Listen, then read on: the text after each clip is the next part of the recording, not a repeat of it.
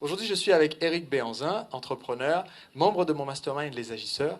Eric est le fondateur d'une des premières écoles de chant gospel en France. Et aujourd'hui, je l'interviewe parce que je pensais que c'était intéressant qu'il puisse partager avec vous ce qu'il a eu comme croissance au cours des derniers mois et au cours de l'année dernière. Je parle tout le temps d'un concept d'entrepreneur libre. Entrepreneur libre, qu'est-ce que c'est, d'accord, de devenir libre. Et aujourd'hui, Eric va partager son expérience de comment il a réussi à augmenter ses prix, à avoir des produits qui le passionnent encore davantage et surtout à se libérer beaucoup de temps et à vivre son emploi du temps selon ses propres règles. Donc, bonjour Eric. Bonjour Sébastien. Alors, j'ai pris quelques notes pour pouvoir mener à bien notre interview. Et ce que je voudrais que tu expliques en premier, euh, qu'est-ce qui aujourd'hui est différent? Qu'est-ce que tu as fait différemment au cours de l'année dernière par rapport à ce que tu faisais avant? Alors, avant, j'avais une activité où je donnais des cours de chant, gospel, en chorale, en soirée, une ou deux fois par semaine. Aujourd'hui, j'ai une activité où j'ai créé une formation qui s'appelle Artiste Pro, D'accord.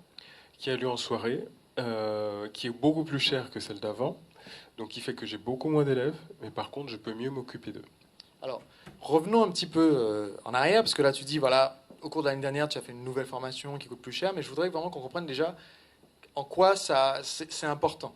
Parce qu'il y a des gens qui nous écoutent qui disent peut-être, en fait, j'ai pas tellement de flexibilité pour changer mes prix. Donc déjà, est-ce que toi, avant ce changement de prix, quelle était ta difficulté? Quel était ton problème? Pourquoi tu as décidé de faire ce changement? Alors, mon plus gros problème, c'était que je n'avais plus de temps pour faire quoi que ce soit. Pourquoi? Parce que je donnais des cours individuels, en plus de ces cours de chorale, et j'avais à peu près entre 15 et 20 élèves par semaine. Donc, qui fait que je donnais des cours, et je donnais des cours, ensuite il y avait les cours de chorale, j'avais plus le temps pour d'autres projets, et au bout d'un moment, en fait, je commençais à m'essouffler. Et comme je commençais à m'essouffler, du coup, la qualité de ce que j'apportais commençait aussi à baisser. Donc forcément, je me suis posé des questions par rapport à ça. Et à un moment, j'ai regardé un peu tout ce que j'avais, mes chiffres, tout ce que je créais. Et je me suis rendu compte que, au niveau du temps, si je sortais pas de ce modèle-là, j'allais jamais pouvoir m'en sortir. Et je me souviens, on a eu un entretien au téléphone ensemble.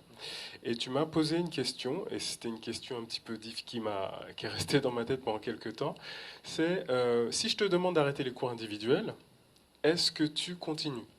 Et là, tu m'as dit, donc c'est ce que tu m'as posé comme question, et sur le coup, j'ai fait oui. Et j'ai fait ouais, ok, je le fais. Et donc j'ai commencé à réfléchir, mais alors qu'est-ce que ça va occasionner derrière? Parce que moi, je donnais les cours individuels. Alors, Ma question, c'était pas, je te disais pas d'arrêter, je te oui, demandais oui, si jamais je te disais d'arrêter, est-ce que tu le ferais? Pour alors, te faire réfléchir. moi-même étant coach, je dis ok, si le coach dit quelque chose, faut écouter. Donc j'étais prêt à le faire, mais du coup, je me disais ok, mais alors comment est-ce que je vais faire pour rentrer de l'argent? Concrètement, c'était la question parce que les cours individuels, on va dire que pour moi, j'ai facturé assez cher. J'étais peut-être à 60 ou 80 euros de l'heure, c'était extraordinaire pour moi déjà. Et du coup, je me suis rendu compte que j'étais prisonnier de ça, quoi. Est-ce que tu avais essayé d'autres choses? Parce que là, tu as dit à l'instant que la stratégie finalement qui a marché pour toi, ça a été de commencer par augmenter tes tarifs en créant un nouveau type de produit, de nouveaux types de cours. Mais est-ce que tu avais essayé déjà d'autres méthodes avant et qui n'ont pas marché? Je- Comment dire? Pour moi, en fait, il n'y avait pas de réel. J'arrivais pas à en sortir. La seule chose que je faisais, c'est que j'augmentais les prix chaque année. Ok. Donc j'augmentais. Alors les cours de chorale, je les ai augmentés. J'ai commencé en étant l'école de gospel qui avait les prix les plus bas, pour terminer avec l'école de gospel qui avait les prix les plus hauts. Mais j'étais toujours quand même prisonnier de mon temps. Et pareil pour les cours individuels, dans ce milieu-là, lorsqu'on était à 60, 70, 80 euros de l'heure, bon bah c'était déjà waouh, extraordinaire. Mais ça ne changeait pas le fait que, en fait, ma croissance était limitée, mais je m'en suis pas rendu compte tout de suite. Donc du coup, Parce que tu étais actif tout le temps en train de courir à droite à gauche. exactement, ouais. Exactement. Je courais, et puis ben, les semaines passaient, les mois passaient, les années passaient, et du coup, ben, je continuais à plafonner. Alors, Alors, une, il se serait passé quoi si tu avais continué comme ça, dans cette voie, pendant 2 ans, 3 ans, 5 ans? je pense que j'étais pas loin du burn-out, et peut-être qu'à terme, j'aurais carrément changé d'activité, ou j'aurais arrêté ce qui est pourtant à la base ma passion. T'approchais du point de rupture. Ouais, j'étais pas loin. Ouais, j'étais pas loin. D'accord. Alors qu'est-ce qui a provoqué le déclic qui a fait que tu as dit, ok, je vais changer de méthode? Parce que moi, j'ai donné juste une suggestion en disant, bon, on va voir, est-ce que Eric est coachable? D'accord. Parce que Eric fait partie de mon groupe Mastermind Les Agisseurs, donc ça veut dire qu'on a une vraie relation de coaching. Et avant même ton inscription, quand on a discuté, j'ai posé la question pour voir si tu étais coachable et ouvert à des nouvelles idées. Qu'est-ce qui a fait le déclic et comment tu t'es senti une fois que tu as fait ce changement dans ton offre, d'arrêter de faire les cours particuliers, de faire autre chose? Le fait d'être dans le mastermind fait qu'on se retrouve dans un environnement qui est complètement différent de ce dont on a l'habitude, avec des personnes qui voient très haut, très loin. Et donc forcément, à un moment, je me suis posé une question. Alors c'est une question financière pure, mais je dis, ok, comment est-ce que je fais, entre guillemets, pour gagner des millions? Et je me suis rendu compte, suite à la lecture d'un livre que tu nous as offert de T. Harv Eker, que mon business model n'était pas bon du tout. Et je me suis rendu compte que d'un point de vue rentabilité, j'ai fait un tableau tout simple avec combien ça me coûte et combien il faudrait d'élèves pour augmenter un peu mon chiffre d'affaires. Et j'arrivais à 100, 120, 150, enfin c'était horrible, ça devenait une usine. Et malgré ça, tout ça, ça me donnait, ok, peut-être plus d'argent, mais beaucoup plus de travail et le burn-out arriverait encore plus vite. Et je me suis rendu compte qu'il fallait que je change ma manière de concevoir mes formations, mes produits, toute ma gamme complète. Donc je me suis rendu compte que je vais tout recommencer à zéro. Alors tu dis ça aujourd'hui a posteriori, tranquille, avec le recul, ça a l'air facile. Oh, j'ai pris la décision de changer complètement mon modèle d'affaires, d'inventer un nouveau produit. Alors tu peux nous dire en quelques mots quelle est la différence entre ce que tu faisais avant et ce que tu as fait après? Alors avant, je donnais simplement des cours de chant gospel. J'avais D'accord. quelques cours individuels d'harmonie, de piano, de chant, mais ça s'arrêtait là. Aujourd'hui, j'ai une formation complète qui correspond véritablement à ce que je peux apporter de mieux à un artiste qui veut devenir professionnel. Donc j'ai créé une formation qui s'appelle Artiste Pro, dans laquelle j'apprends à l'artiste déjà à bâtir une confiance totale en lui, première chose. Deuxième chose, à avoir un très haut niveau vocal, musical et créatif. Troisième chose, à acquérir un public de 10 000 personnes. Et dernière chose, gagner un revenu de 2 500 euros par mois. Donc aujourd'hui, j'ai une formation qui est très concrète, et qui est issue de ce que je peux apporter de mieux aux artistes. Parce que tu as été toi-même chanteur voilà, professionnel. je suis parti de zéro et je suis devenu moi-même chanteur professionnel. Et donc du coup, je rapporte au cours de cette formation tout ce que je peux, tout ce qui peut leur permettre eux aussi de réaliser leurs rêves dans cette passion. Alors, je trouve ça intéressant parce que ce que tu as fait, c'est prendre quelque chose qui te passionnait davantage et sortir du moule. Parce que sur ton marché, c'est on donne un cours, ça va être un cours particulier ou un cours collectif, le cours de gospel, on reste un peu enfermé dans une petite case. Ouais. Et toi, tu as regardé en dehors de cette petite case, qu'est-ce que veulent vraiment mes élèves les plus motivés et les plus motivants. Exactement. Et tu allais leur faire une offre au niveau supérieur. C'est ça.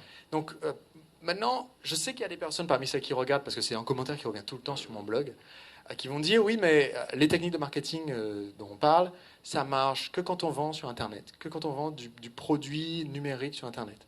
Pourtant, tu as une école de gospel, donc j'imagine que ta formation artiste pro, c'est pas un produit qui est enseigné que sur Internet. Non, c'est une formation présentielle. D'accord, donc tu as les clients en face à face. Exactement. Alors maintenant, la question qui peut se poser, c'est, tu as dit tout à l'heure, tu as multiplié tes prix. Si j'ai bonne mémoire, tu as multiplié par 5. Exactement. Donc tu as multiplié par 5 ton tarif, ça veut dire qu'un jour, tu t'es assis ou tu étais face à des gens et tu leur as dit bonjour, vous vous souvenez du prix que vous avez payé jusqu'à maintenant? On va en reparler maintenant. Et tu as dit, ça va être 5 fois plus cher. Pas exactement ça. Est-ce que tu peux me dire un petit peu, qu'est-ce que tu as ressenti, enfin qu'est-ce qui s'est passé à ce moment-là? Alors une fois que j'ai eu ce déclic et je me suis rendu compte qu'il fallait que je change complètement, que je crée une nouvelle gamme et de nouvelles formations, j'ai créé cette formation et puis en faisant mes calculs, je me suis rendu compte qu'il fallait qu'elle soit beaucoup plus chère, à la base 10 fois plus chère, pour qu'elle soit totalement rentable et que j'ai aucun souci. Et donc ce que j'ai proposé, ce que j'ai dit du coup, donc j'ai pris le temps de me préparer, j'ai invité tous mes étudiants à une date bien précise. Je les ai tous ramenés. J'ai même créé une conférence Google Hangout de manière à ce que ceux qui n'étaient pas dispo ce jour-là puissent venir, puissent la suivre en direct. Et du coup, en fait, j'ai réuni quelques artistes, quelques personnes qui sont devenues professionnelles suite à mon parcours que j'ai coaché. Et du coup, ces personnes-là, je les ai fait témoigner. Dire leur parcours, ce qu'elles ont vécu, ce qu'elles ont traversé, qu'est-ce que c'est de se dire waouh, j'ai ce rêve de vouloir devenir artiste, devenir chanteur, mais quelles sont toutes les choses par lesquelles on passe. Et du coup, chaque personne a apporté sa touche, a dit ce qu'elle a vécu au travers que ce soit au travers de son expérience ou au travers de mon coaching. Et ensuite, là, j'aurais présenté la nouvelle formation que je comptais faire sur la saison d'après. Donc, je les ai prévenus, on va dire 6 mois avant le début de la nouvelle formation. Alors là, je me permets de rebondir là-dessus parce que pour toi, ça te semble évident maintenant, c'est bon, c'est rentré dans ton ADN, en faisant partie du groupe des agisseurs, etc. Mais pour quelqu'un qui nous regarde, il faut que j'explique un concept qui est important, qui est celui qui est au cœur de ma façon de faire du marketing, maintenant de la tienne aussi, qui est le concept clé qui fait ce que j'appelle un lancement orchestré. C'est-à-dire qu'au lieu de faire une sortie de produit, tu n'as pas dit lors de cette réunion, écoutez, c'est maintenant, c'est parti, on change tout et ça démarre maintenant. Ce que tu as fait, c'est pas une sortie de produit, mais un lancement, même un pré-lancement. C'est-à-dire, tu as annoncé à l'avance, on va bientôt faire quelque chose de génial et d'inspirant et de motivant. Donc, l'idée derrière, c'est quand vous allez commercialiser votre produit ou votre service, ce que vous voulez, c'est que les gens fassent déjà la queue devant la boutique le jour où le produit va être en vente. Dans ton cas, que les gens soient déjà pré-inscrits quand les cours commencent, j'imagine à la rentrée scolaire. C'est ça. Oui. D'accord ? Donc, si tu veux que les gens s'inscrivent et que les cours démarrent en septembre, il ne faut pas essayer de vendre les cours en septembre. Il faut les vendre bien avant. Voilà. Donc, tout le principe, et c'est ce que vous devez comprendre et appliquer juste après avoir regardé cette vidéo, j'imagine que c'est le truc central qui a marché pour toi, c'est de réfléchir tout de suite quel peut être le projet hyper ambitieux, hyper motivant, accrocheur pour mes clients, et de se mettre tout de suite dans une situation où vous allez commencer à en parler, même si vous n'avez pas tous les détails finaux. Ouais. Parce que j'imagine au tout début, l'idée que tu t'en faisais est différente de ce que ça a donné au final quand tu l'as vendu pour la première fois. Mais l'idée, c'est je me fais une idée suffisamment claire pour en parler. J'en parle face à des clients, longtemps à l'avance avant que le produit soit disponible à la vente. Par exemple, j'ai un livre qui est en cours de préparation qui s'appelle Entrepreneur libre. J'en parle maintenant. Je pars super à l'avance. Ça se trouve, il ne sera pas disponible avant des semaines, des mois, un an. Mais vous l'avez entendu maintenant. Voilà. Et comme ça, je crée un premier contact, je crée une première envie, je vois des retours, je peux écouter les commentaires en face à face comme tu l'as fait là, ou sur le Hangout, ou en commentaire sur un blog. Donc ça, pour moi, c'est un concept qui est extrêmement important, c'est lancer au lieu de sortir notre produit. Alors, j'avais pris une note pour moi qui était importante, c'est quand on discutait, tu m'as parlé un petit peu des résultats que tu as eus après ce changement. Et je pense que c'est un résultat. Est-ce que tu peux nous dire en toute transparence, quand tu as proposé ce tarif, donc 5 fois plus élevé pour l'année suivante, quel a été le résultat concret immédiat ?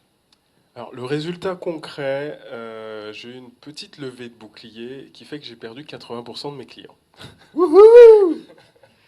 Donc, attends. Si on fait le calcul, ça veut dire qu'il t'est resté 20% des clients. Exactement. À un tarif 5 fois plus élevé. Voilà. Pour ceux qui n'ont pas fait le calcul instantané, si je fais 5 fois 20%, je retrouve 100%. Voilà.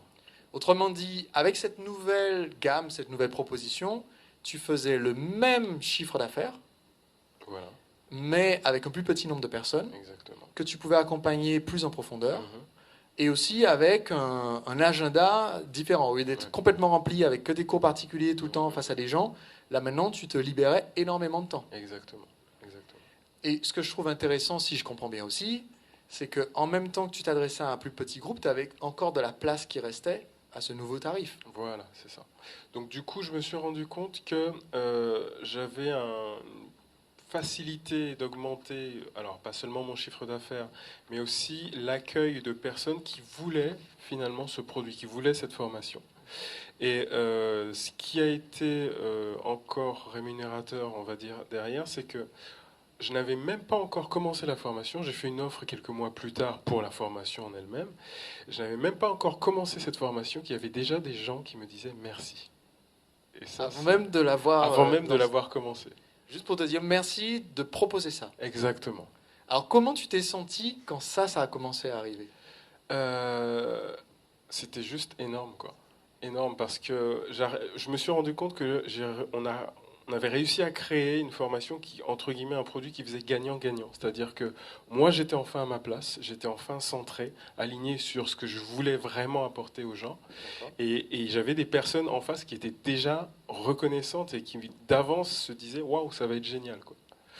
Donc, du coup, ma relation avec eux était vraiment excellente et est vraiment excellente aujourd'hui. Alors qu'est-ce que ça a pu changer en toi?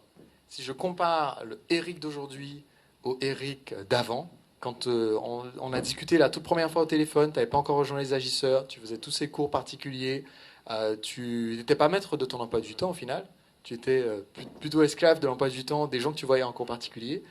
Qu'est-ce qui a changé en toi? Première chose, sentiment d'accomplissement. D'être réellement à sa place, de faire ce pourquoi on est créé, d'être vraiment aligné, se sentir waouh, je suis utile, j'apporte, je transforme vraiment la vie. Il y a vraiment quelque chose de vraiment gratifiant et de se dire quand je me lève le matin, je sais pourquoi je le fais. Donc ça c'est vraiment très fort. La deuxième chose, un sentiment de fierté aussi, parce que c'est pas toujours évident de trouver sa place et de se sentir utile, de se dire bon ben qu'est-ce que je peux construire de vraiment utile, de vraiment solide, de vraiment rentable et qui peut être vraiment ancré sur le rock, quoi. Et là, quand je regarde mon activité, quand je regarde la formation, quand je regarde tout ce que je suis capable d'apporter aux gens, je me dis waouh. Je suis vraiment content du chemin parcouru en si peu de temps. Et je me dis, ouais, j'ai envie d'aller encore plus loin dans cette direction. Ça valait le coup de sortir de sa zone de confort. Quel était ton rêve il y a un an qui pouvait te sembler inaccessible? Il y a un an, je pense que j'aurais même pas imaginé faire ce que j'ai fait là. Il y a un an, je me disais, bon, peut-être qu'éventuellement, je vais pouvoir avoir plus de cours individuels.